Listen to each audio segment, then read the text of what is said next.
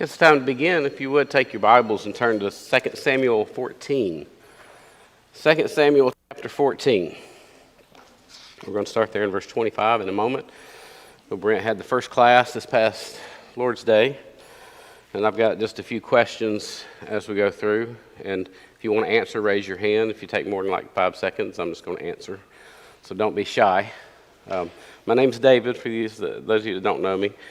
And if I don't know you by face, I don't see real well right this time of night because of the lights in the OR during the day just make my eyes tired. All right, first question. This kind of starts in chapter 13. Who was David's oldest son?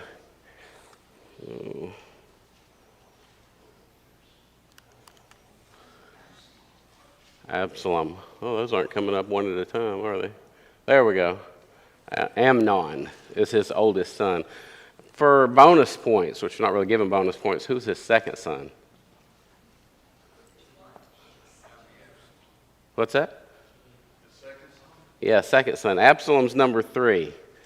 It lists them in, I think, chapter 3 of 2 Samuel. If y'all want to turn there, we can look at that real quick. Chapter 3 and verse 2. Sons were born to David in Hebron.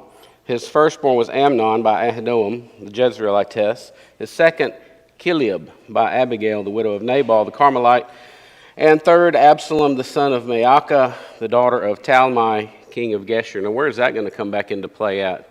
Probably already experienced it in the class last Sunday. Anybody? Speak loud, huh? Yeah, why would he escape to Geshur? It's where his grandfather is, right? So, absolutely. Shame on me, I didn't turn my phone off, you guys, and I'm getting all kind of calls from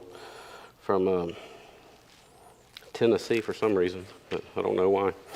All right, who was Amnon? That's the first son. He was in distress over somebody. Who was it? Tamar. Yeah, that was... Whose sister was she? We've got all kind of different sons, but all kind of different wives, and how are they all related? Just briefly. Absalom's full sister, so it's Amnon's half-sister by David, different mothers. Absolutely. All right, so he was in distress over her. Who instructed Amnon in how to get Tamar alone? David's nephew. Yeah, Jonadab. Jonadab was his name, but yes, David's nephew. Kind of... questionable character. He's just a bad guy, isn't he? As is Amnon. So, moving on. Next question. After Amnon violated Tamar, how did he feel about her after that? Yeah, he hated her. I mean, the language before that was kind of weird, right?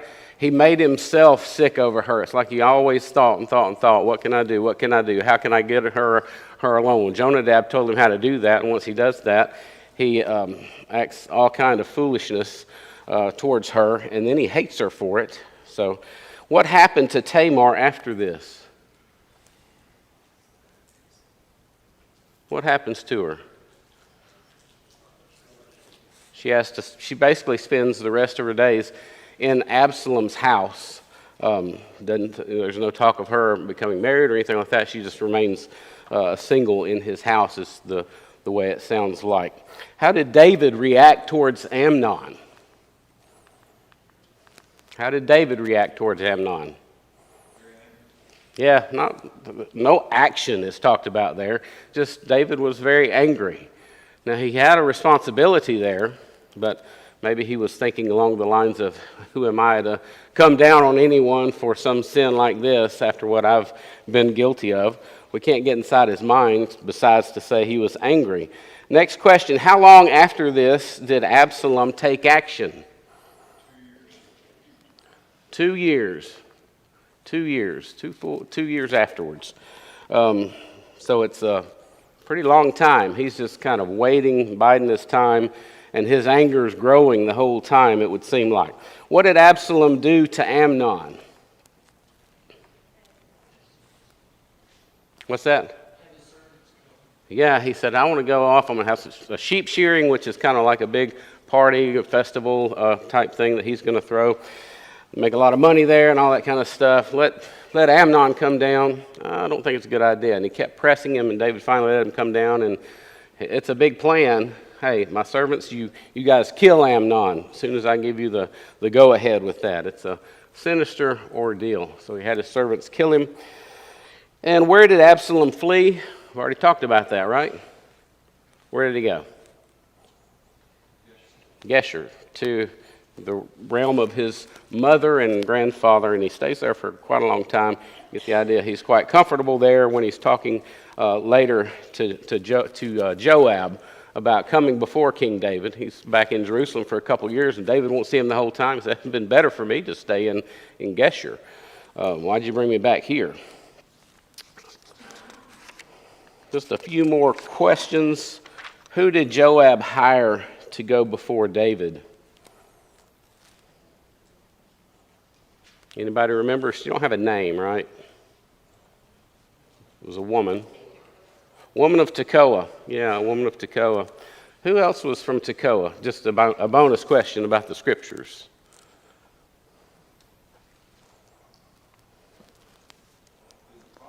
It's a prophet. I think it's Amos. Somebody double check me on that. But I'm pretty sure it's Amos, the sheep breeder from Tekoa. Kind of that's a rough business to be a part of. But he was a sheep breeder from Tekoa, which is kind of south of Jerusalem. What was the story of the woman from Tekoa? What was her story? Go ahead.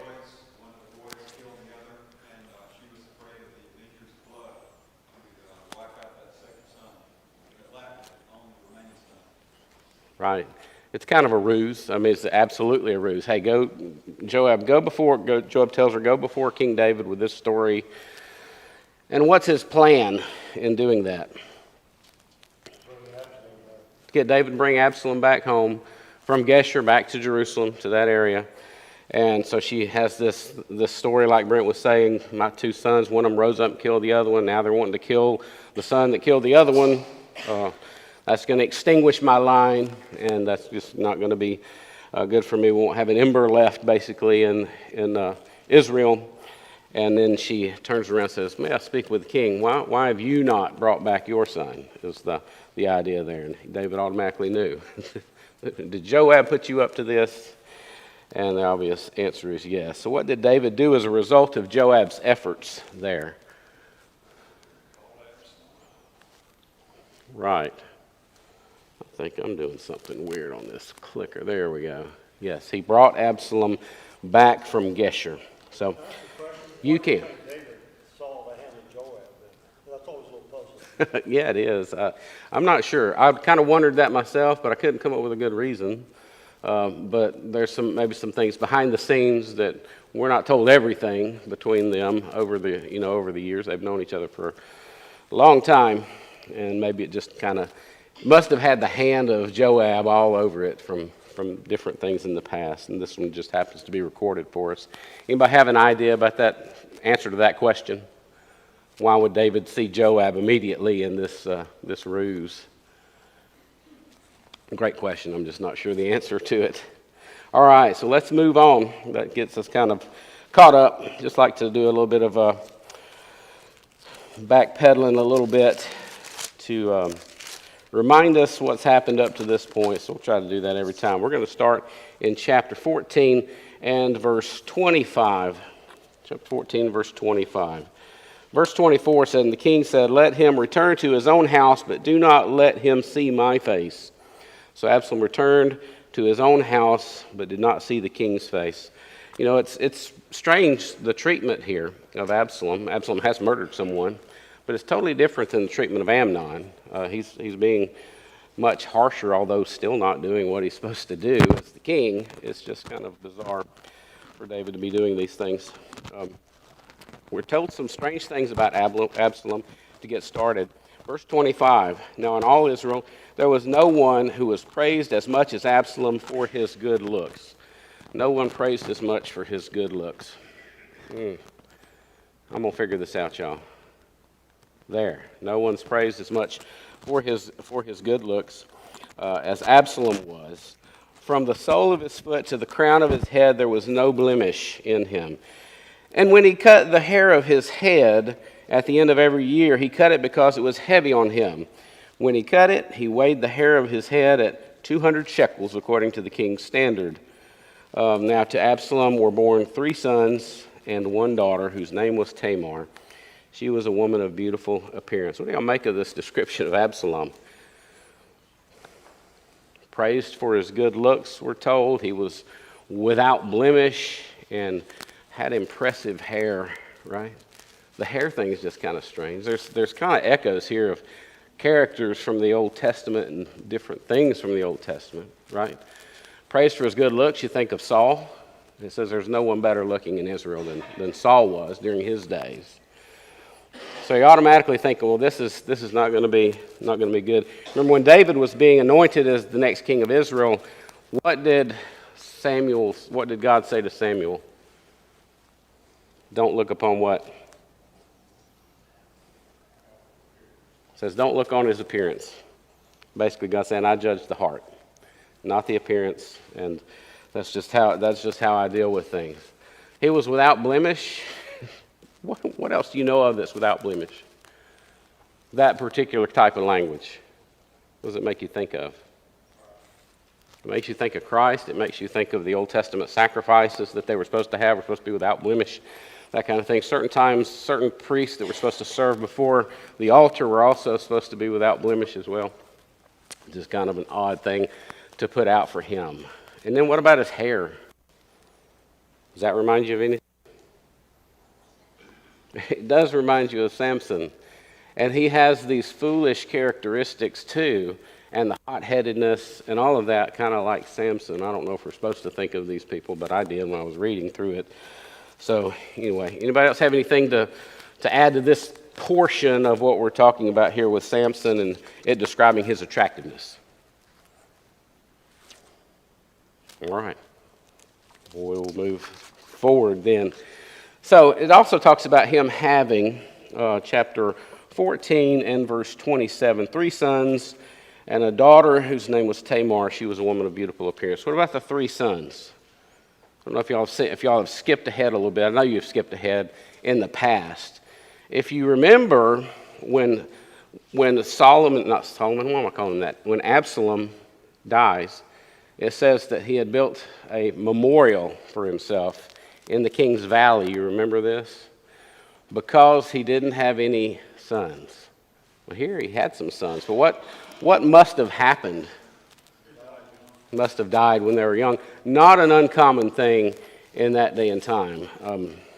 Back even 100 years ago, if you didn't have a child or two that had passed away at a young age, would be remarkable. Today we don't deal with that near as much, and that's a good thing, obviously.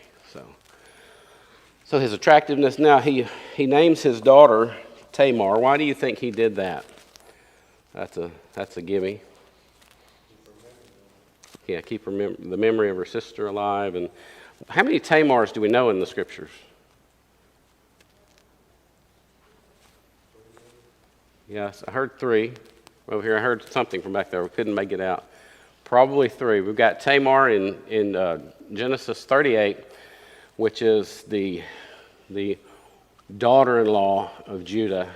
And now we got Tamar, David's daughter, which is Absalom's full sister.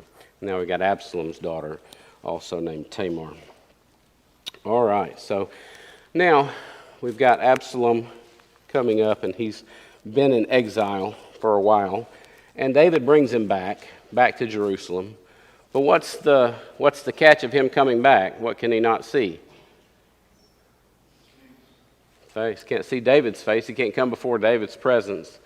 It's kind of a half-hearted way of reconciling between the two of them. How long did he go before he was able to see him again?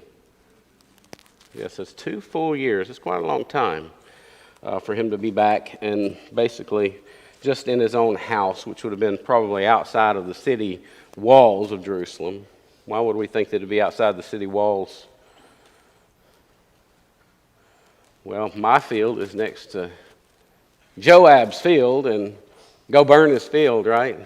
You don't have fields inside of Jerusalem. It wasn't a really big city for people to have fields there. So it must have been a little bit outside the walls anyway. So moving on, verse 28, Absalom dwelt 2 full years in Jerusalem, but did not see the king's face. Therefore Absalom sent for Joab to send him to the king, but he would not come to him. And when he sent again the second time, he would not come. So he said to his servants, "See, Joab's field is near mine, and he has barley there. Go and set it on fire." And Absalom's servants set the field on fire. Then Joab arose and came to Absalom's house and said to him, "Why have your servants set my field on fire?" And Absalom answered Joab, "Look, I sent to you, saying, 'Come here, so that I may send you to the king to say, Why have I come from Geshur? It would be better for me to be there still. Now, therefore, let me see the king's face. But if there is iniquity in me, let him execute me.' So Joab went to the king and told him. And when he had called for Absalom, he came to the king and bowed himself on his face to the ground before the king. Then the king kissed Absalom. So we now have a full makeup between David and Absalom in what we're supposed to have happened there. Actually, it's been 2 years in the making, or maybe even longer when you consider how long he was gone. So we didn't see him for 2 full years. Set Joab's field on fire to get an audience with David, and Absalom and David appear to have this reconciliation there. There's a lot of sermons online talking about burning the barley field. I just wanted to bring this up. If you kind of look up Absalom burning Joab's barley field, it's going to talk about this idea. A lot of sermons, even amongst people in the church, that talk about, and they're not bad, but basically the idea of God gets your attention by setting your barley field on fire, making things go wrong in your life to get your attention to start doing right. And one way or another of looking at that, but those are certainly out there for people to read and look at. Now, what happens next after they reconcile? You would think, well, they're going to fully make up, but we have a problem, don't we? What's going on with Absalom? Undermines the king by serving as a judge who gives justice who otherwise wants to. Yeah, Absalom is he's not a fool. He acts foolishly sometimes. A lot of times, actually. But he knows how to get what he wants, it seems like. He waited a long time to get Amnon and to kill him. And now he's 2 full years. He's not happy while he's gone to Geshur. He's not happy the 2 years he's back.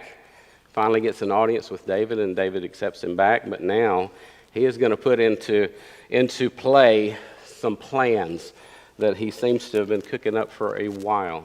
So as Tony said, he starts his plan up here. Let's read a few verses in chapter 15 and verse 1. After this, it happened that Absalom provided himself with chariots and horses and 50 men to run before him. What does that sound like he's doing there? He is the king's son. Where else do we see this idea of getting horses or donkeys or something like that and men to run before you? Yeah, you do see it in the Judges, don't you? Can't remember their names. Ibzan, Elon, Abdon.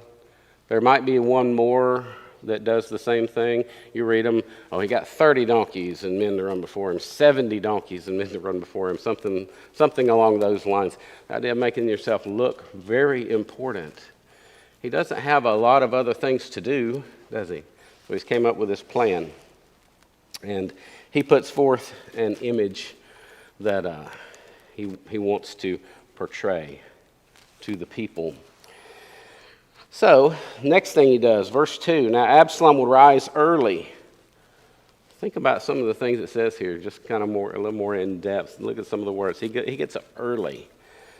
And he goes and he stands beside the way to the gate. He's not even in the gate.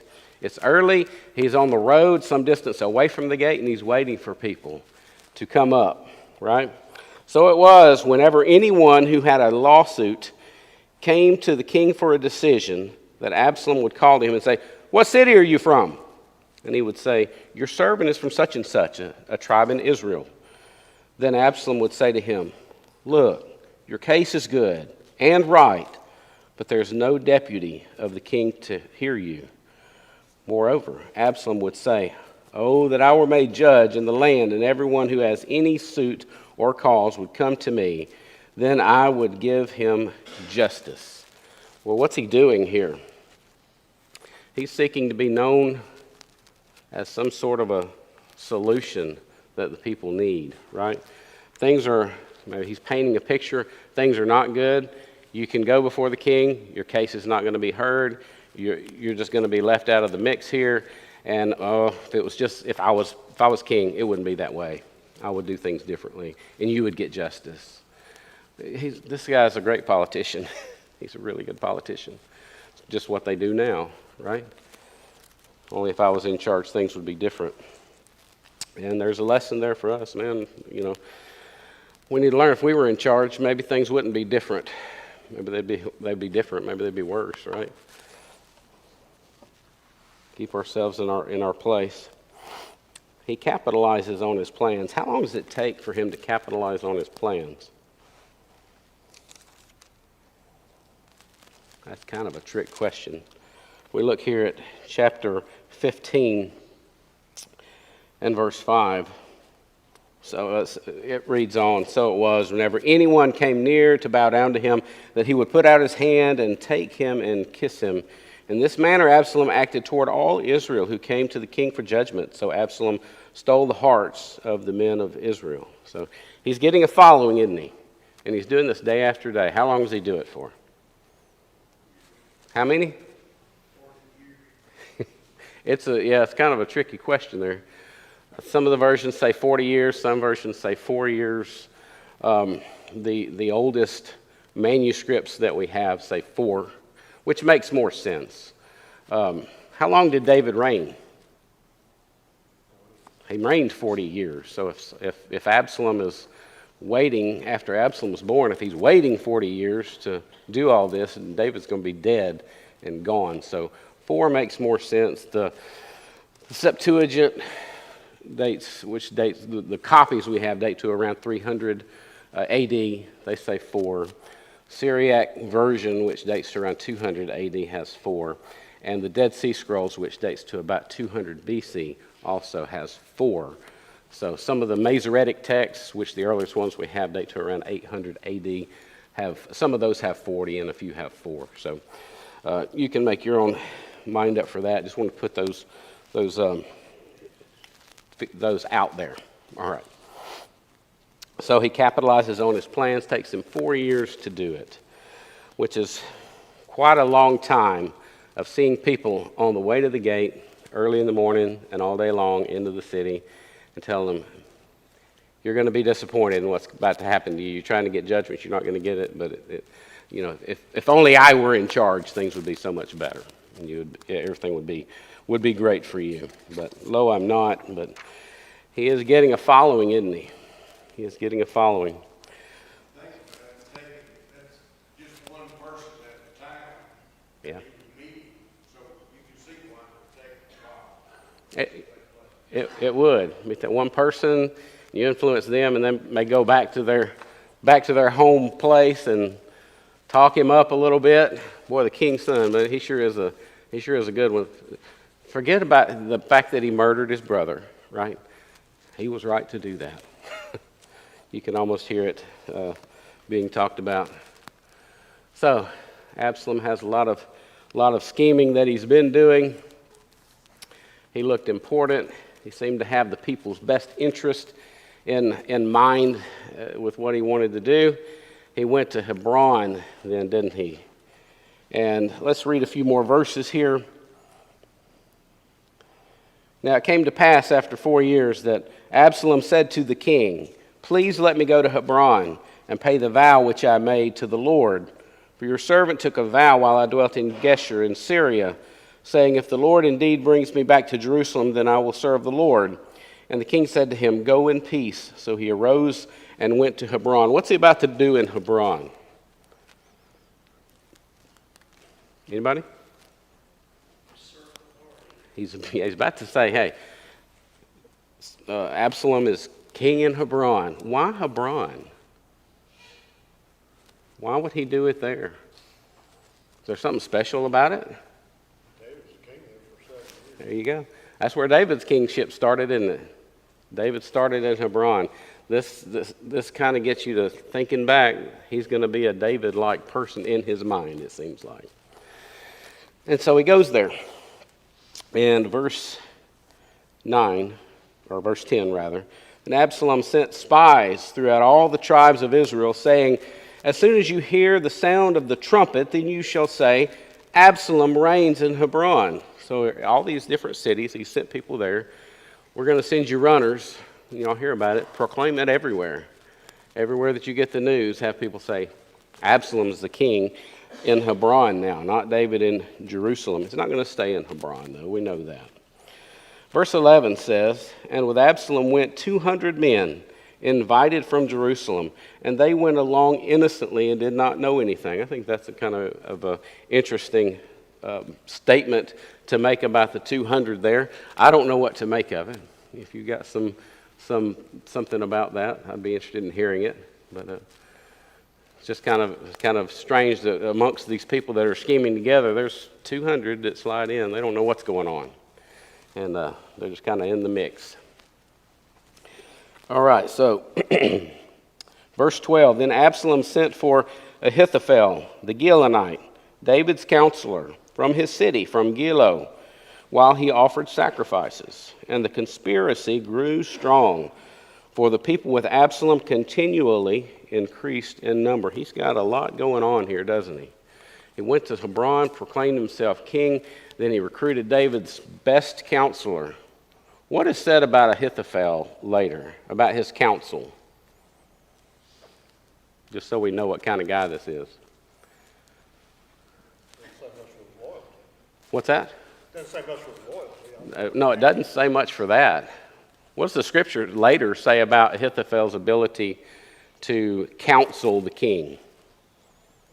The word from Ahithophel was like instructions from God, something to that effect. It's a little bit later, maybe in the next chapter or two, when Ahithophel starts giving his counsel. The best counselor that could be at the time.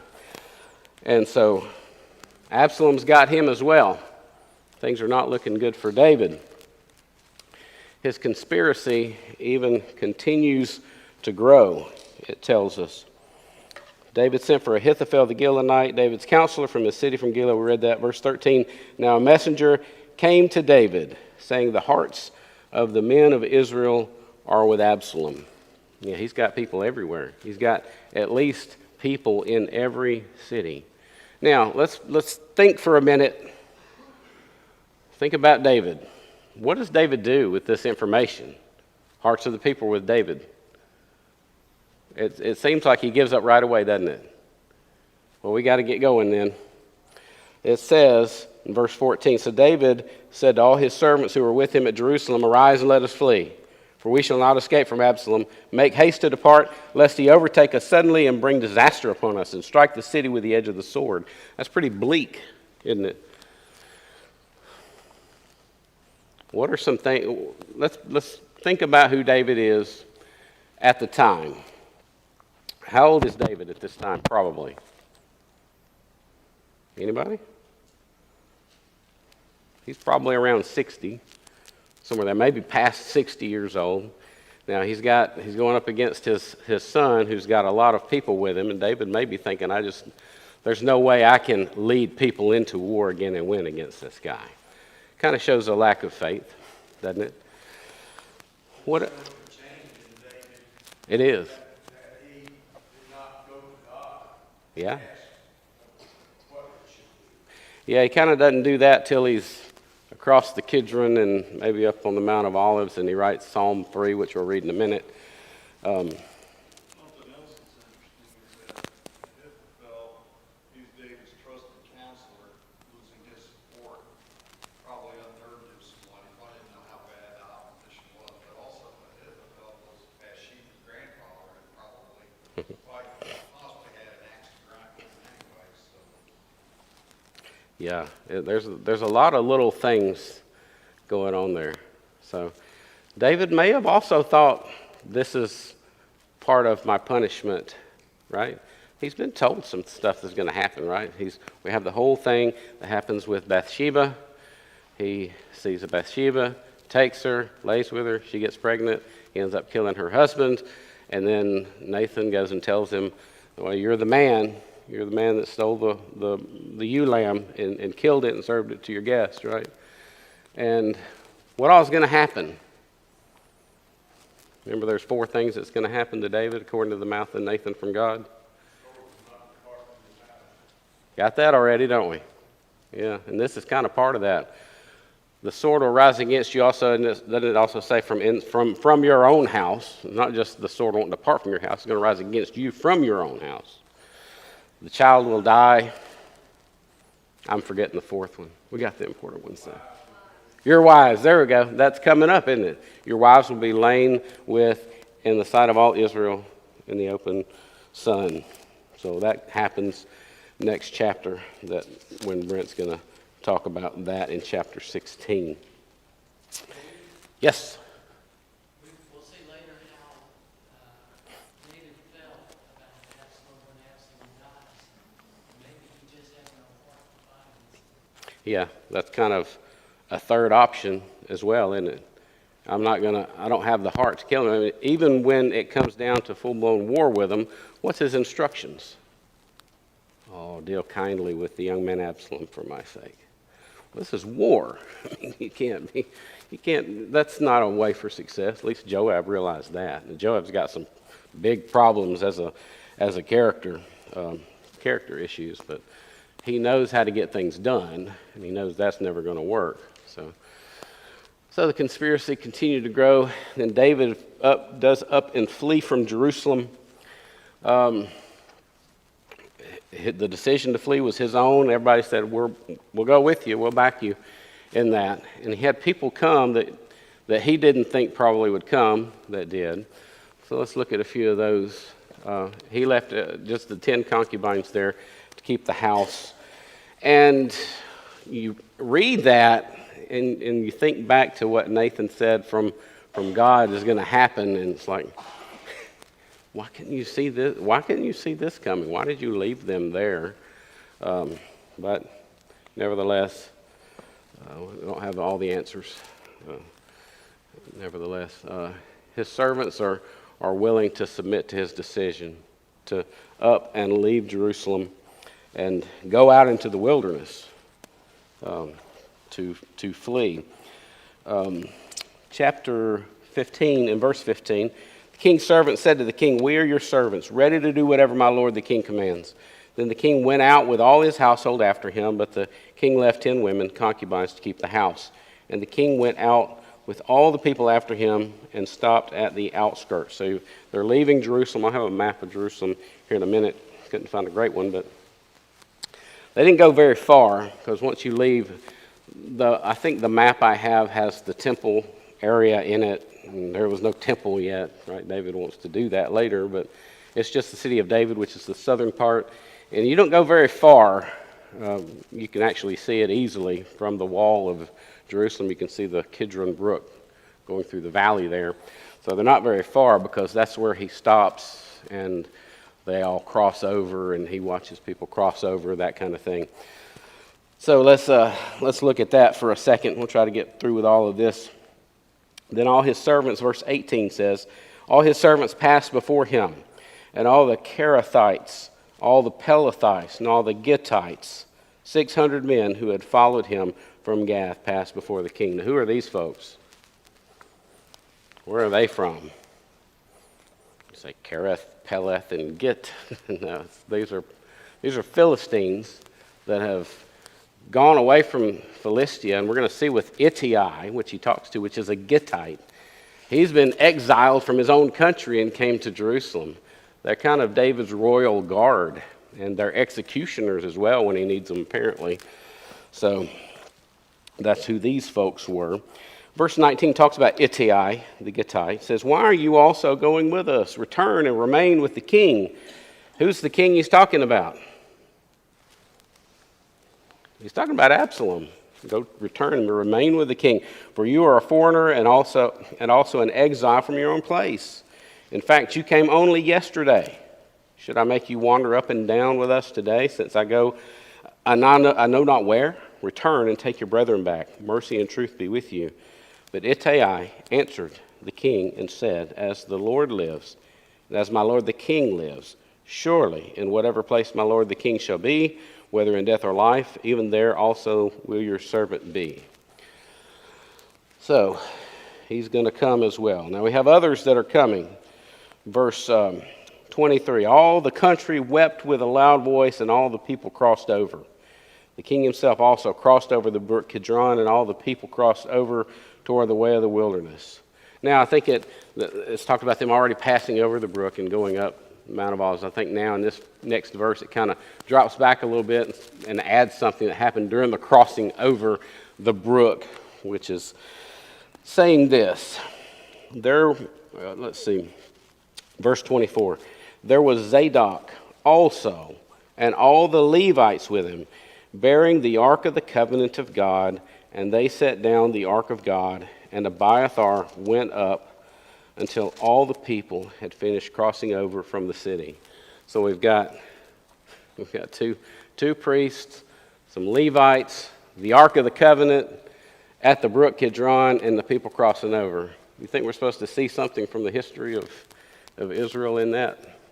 Well, when they crossed the Jordan, it was kind of the same thing, wasn't it? This is not near as miraculous. I'm not saying they split the water and walked over on dry ground. It was just a shallow brook, but nevertheless, that's kind of the imagery that we're looking at here. All right, let's see if we can get through with this. Got about 5 minutes or so. So, got 3 minutes. Sorry. David flees Jerusalem. He sets up a spy network. As we already talked about, Absalom's got Ahithophel, the Gilonite, David's best counselor. So, Zadok and Abiathar, he tells them, they're wanting to go with him. He says, no, you take the ark back to Jerusalem, and you go back to Jerusalem as well. And use your sons as runners to run me information from there.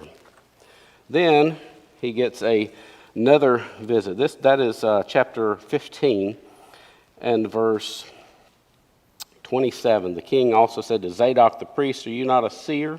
Return to the city in peace, and you and your sons with you, Ahimaaz, your son, and Jonathan, the son of Abiathar. See, I will wait in the plains of the wilderness until word comes from you to inform me. Therefore, Zadok and Abiathar carried the ark of God back to Jerusalem, and they remained there. So David went up by the ascent of the Mount of Olives, and wept as he went up, and he had his head covered, and went barefoot, and all the people who were with him covered their heads, and went up weeping as they went up. Then someone told David, saying, Ahithophel is among the conspirators with Absalom. And David said, O Lord, pray, turn the counsel of Ahithophel into foolishness.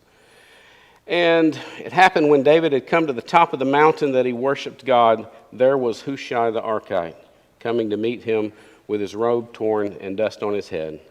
And David said to him, if you go on with me, then you will become a burden to me. If you return to the city and say to Absalom, I will be your servant, O king, as I was with your father's servant previously, so I will now be your servant. Then you may defeat the counsel of Ahithophel for me. And do you not have Zadok and Abiathar the priests with you? He says, I've got a network set up for you to try to frustrate Ahithophel, try to put forth some stuff that's going to counteract his advice, which is probably going to be good, and get Absalom to listen to you. So verse 36, indeed, they have there with them their two sons, Ahimaaz, Zadok's son, and Jonathan, Abiathar's son. And by them you shall send me everything you hear. So Hushai, David's friend, went into the city, and Absalom came into Jerusalem. So they've made it out of the city, made it over the Mount of Olives, and here coming in, a short time later, from Hebron is Absalom. How far away is Hebron from Jerusalem, by the way? I may have a map. You can't really tell from the map. It's about 18 miles. That is way too small for anybody to see. Sorry about that. If you're looking at that, this might be bright enough. Hebron is right here. Jerusalem's up there. It's about 18 miles. and David is heading off to the east, down towards what is called the wilderness of Judah here. So anyway, and you can see on the right side, here's the Kidron Valley, the brook Kidron running through it. And this is, if you're standing in the city of David and looking off to the east, this would be the city wall that someone is taking a picture from. And you can see the Kidron Valley with a wet weather stream, the Kidron Brook today, running through here and off this way. So anyway, any questions before we end? All right, thank you very much for your attention. And Brent will have the next, I believe. Open your Bibles to Matthew chapter 5.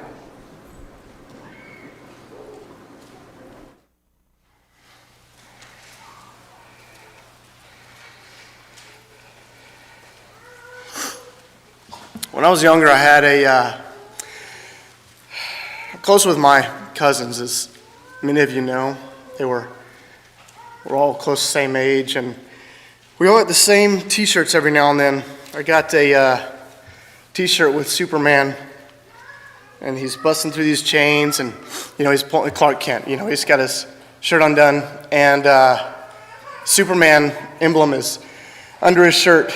And the coolest thing about that shirt was, not only did I have it, but all my cousins had it. I think Shay had it too. You remember that kind of acid-washed color, gray? It was the 90s, so everything was that kind of gray, acid-washed color.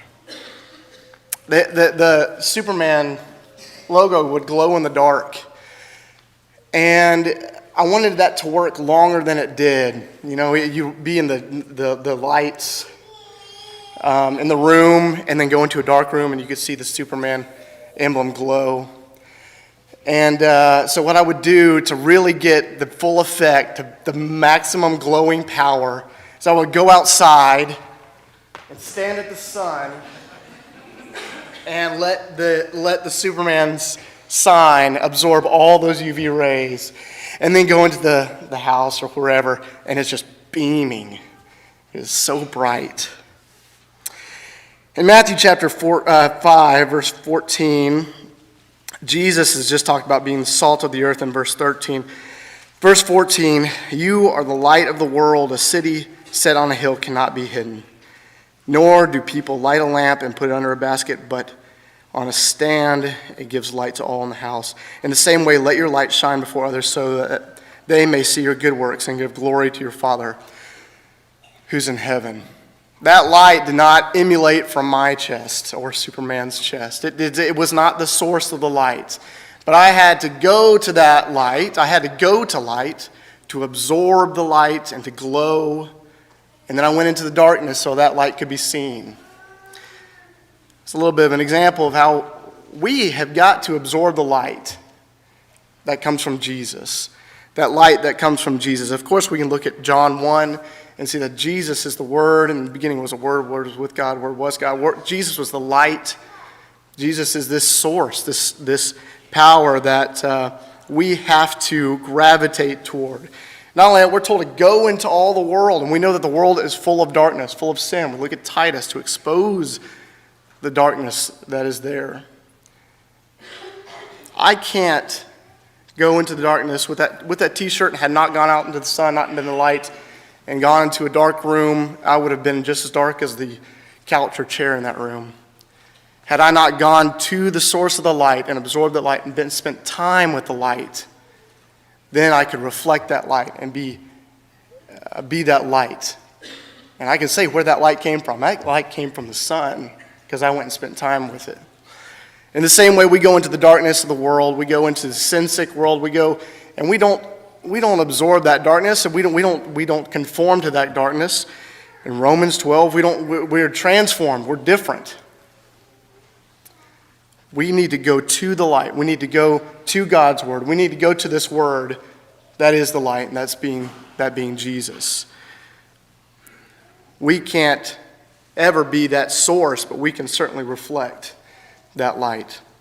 I hope this is a little bit of an encouragement to you as you go throughout your week, that when you feel like you are in the dark place, as we all are, throughout the week and throughout our lives, we are in a dark room, we're in a dark world. Let's be the light and not hide the light under a basket, but set that light up so all can see. And we go to the source, the true source of that light being God, His Son, Jesus, and the truth that they share with us. If there's anything you need from the men, the congregation here, any prayers that we can offer for you, you can come forward as we stand and sing together.